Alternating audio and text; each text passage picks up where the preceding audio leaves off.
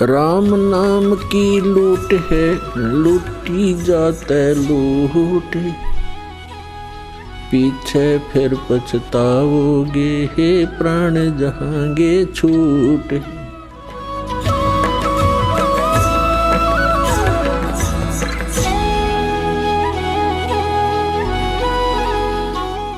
कबीर सत्संग में जाकर और गुरु से चावे मान, वो नर नरक में जावेंगे, युग युग बने सवान। कबीर सतगुरु के दरबार में भाई कमी काहे की ना, और हंसा मौज नहीं पावता तेरी चौक चाकरी में। अगर तुझे पूर्ण लाभ पूर्ण मौज भगवान नहीं बख्श रहा कबीर साहब, तो तेरी चाकरी में तेरी सेवा के अंदर अभी बहुत कमी है, अपनी बहुत कमी है तेरे अंदर। नहीं, जब 98 व्यक्तियों को परमात्मा पूर्ण लाभ दे रहा है, बंदी छोड़ दर्शन दे रहा है, और उनको वो झलक नजर आ रही है जो वर्णन करते हैं हम रोजाना, तो आपको नहीं आई, तो भाई आपकी चूक चाकरी में, आपकी कोई सेवा में कमी है, आपके कोई नियम में कमी है, आप में भी कोई अहंकार अभिमान बकाया है। तो सतगुरु महाराज को अहंकार तो लेश मात्र भी ईश्वर को पसंद नहीं है, और जिनमें अहंकार नहीं रहा उनको परमात्मा का दीदार हुआ, दर्शन हुआ, आत्म कल्याण हुआ। और इसमें के लगे है अहंकार को तोड़ने में, कुछ नहीं लगता, बस थोड़ी सी कसर से, थोड़ा सा सावधानी की आवश्यकता है, थोड़े सी विवेक की आवश्यकता है इसके अंदर। आज हम मनुष्य शरीर में है, ये माटी का पुतला और खाक में मिल जाएगा 10-20 साल के अंदर अंदर। और फिर हमारे ऊपर महाराज ने लिखा है कि कबीर काहे गर्भियो और ऊंचा देख आवास, और काल पड़े भू लेटना तेरा ऊपर जामे घास। कल तो जमीन पर जाकर पड़ना होगा, और वहां फूक फाक के थोड़ी सी राख हो जाएगी, और उसके ऊपर फिर तेरा घास जामेंगे।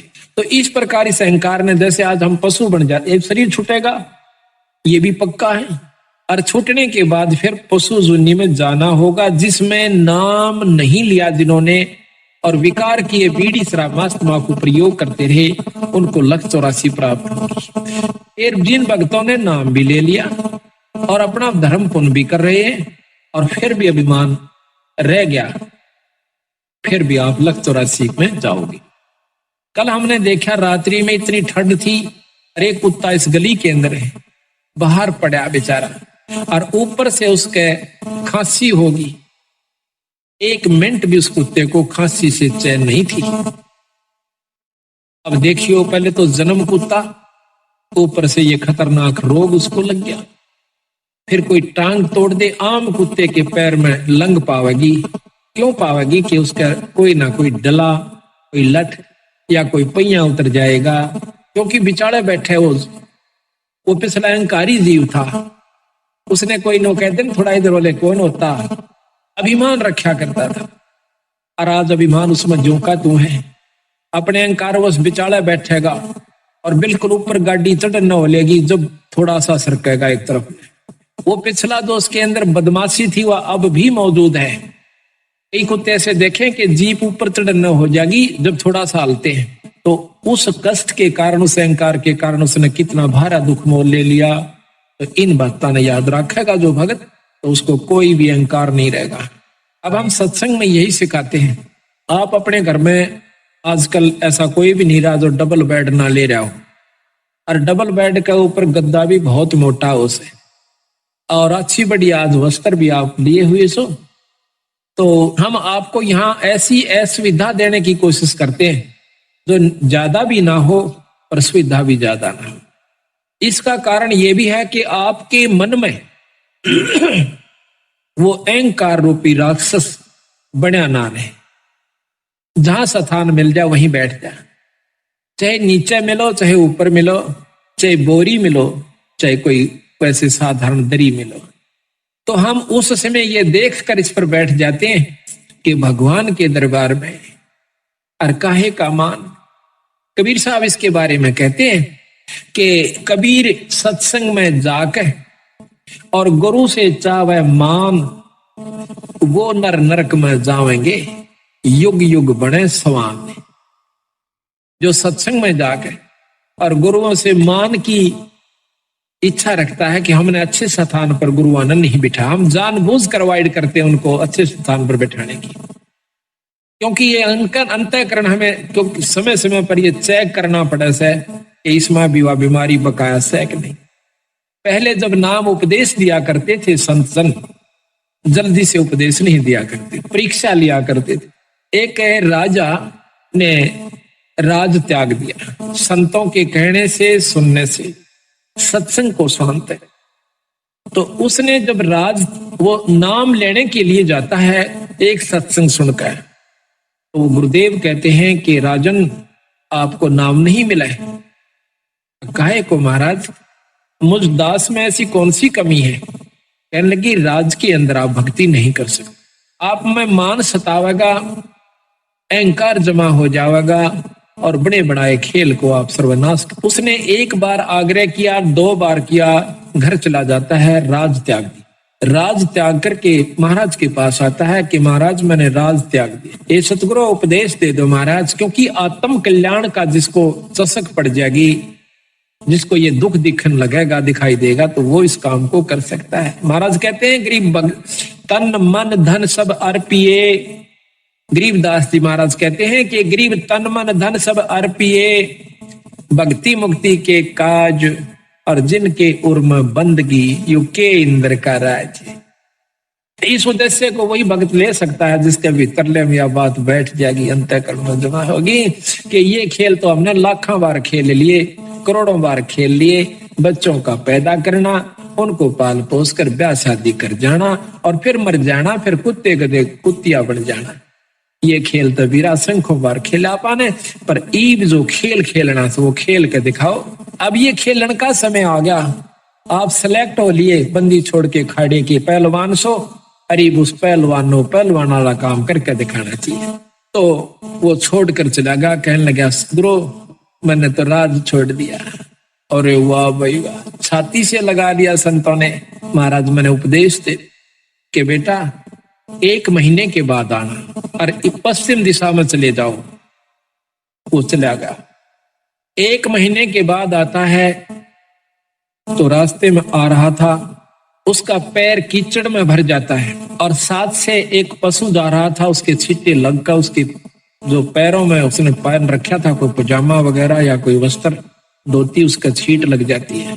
उसको उसने 3-4 गालियां सुना दी। वो जो आ रहा था और साथ में एक शिष्य और सतगुरुओं का आ रहा था, तो उसने देखा कि जब वो सत्संग में प्रवेश किया महाराज के आश्रम में, तो उसने वो अपने एक नलके पर या कुएं पर वो कपड़े साफ किए, थोड़े थोड़े पानी लगा करके थोड़ा थोड़ा उनको साफ किया पहने पहने। तो गुरुदेव ने पूछा, दो और भक्त आया था, वो आके कहने लगा महाराज जी ये कौन है? वो कपड़े साफ कर रहा। कहने लगा ये भाई बहुत बड़ा राजा था, इसने राज त्याग दिया परमात्मा पाने के लिए। कहने लगा जी त्याग गया कुछ नहीं बताई। क्यों भाई?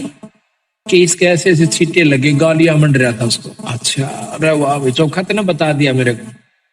वो आके लंबी डंडौत करी, ओहो आओ भगत जी, राजा जी आगे। राजा कहा जब खुश हुआ, आओ राजन बैठो। बड़ा प्रसन्न हुआ, बैठ के सतगुरु उपदेश दे दो।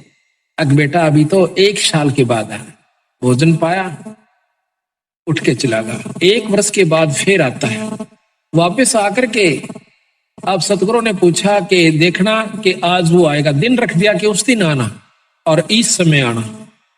ऊपर से एक भंगण को जो उनकी शिष्या थी उसको कहा कि जब ये व्यक्ति आवे इसके ऊपर कूड़ा डाल देना छत से। तो वो ठीक समय पे घंटा आध घंटा इधर उधर वो ताक में रही और ऊपर से उसने जब वो आ रहा था तो उसके ऊपर कूड़ा डाल दिया। कूड़ा डालते ही वो, हाँ जब उसने पूछा था सतगुरु मुझे नाम क्यों नहीं मिलेगा, कहने लगा भाई आपने ये कीचड़ लगा जब उसको गालियां दे दी जिसकी भैंस पशु था साथ में। ऐसा नहीं करना चाहिए, संत के अंदर ये गाली देने का स्वभाव नहीं होना चाहिए, इसने जीवित मरना होगा। तो उसने ये ख्यास रखी कि भाई आज के बाद मैं गाली नहीं दूंगा किसी को। तो देखा ऊपर से जब कूड़ा उसके ऊपर पड़ जाता है तो एक बार क्रोध से देखकर कहने लगा अगर मैं राजा होता, इतना कह गया बस चुप हो गया, गाली नहीं दी। अगर मैं राजा होता तो मतलब भाव ये था कि अब तेरा मैं बक्कल उतरवा देता। कह दिया चाहे ना कह दिया, भीतर ले मत आई वह बात। तो उसको, उस जमादारनी को, वंगन को कहा था कि बेटी जो इसका आओ भाव हो मुझे बताना। वो उससे पहले आ गई, कहने लगी महाराज ने बोला कि मैं अगर राजा होता। आ गया, बैठ गया।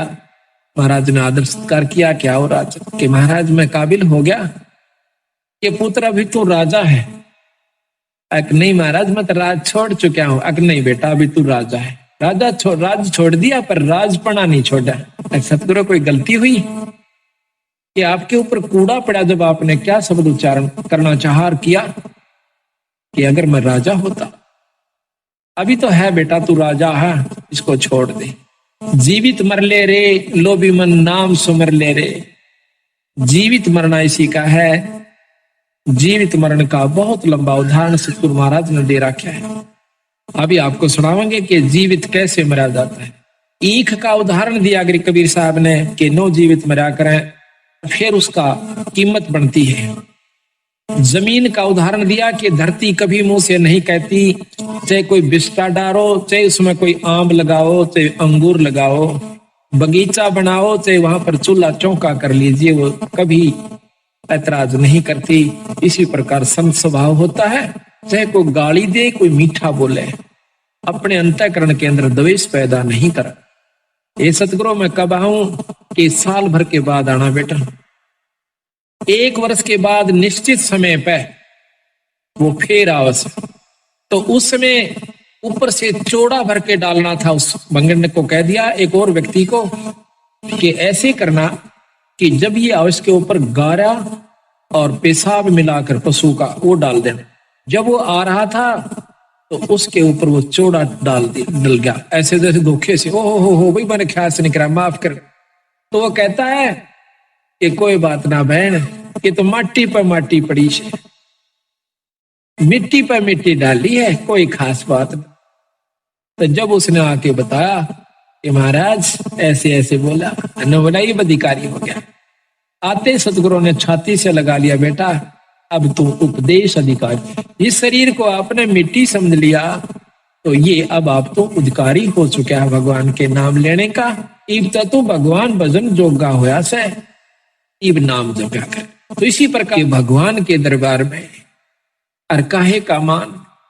कबीर साहब इसके बारे में कहते हैं कि कबीर सत्संग में जाकर और गुरु से चावे मान, वो नर नरक में जावेंगे, युग युग बने स्वामी।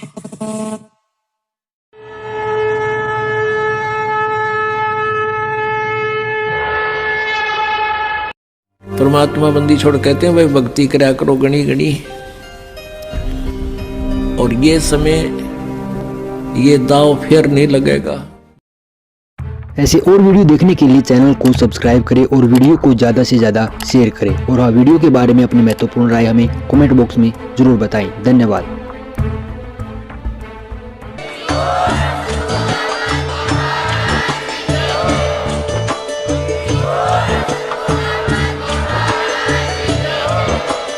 आप सुन रहे थे जगत गुरु तत्वदर्शी संत रामपाल जी महाराज जी के मंगल प्रवचन।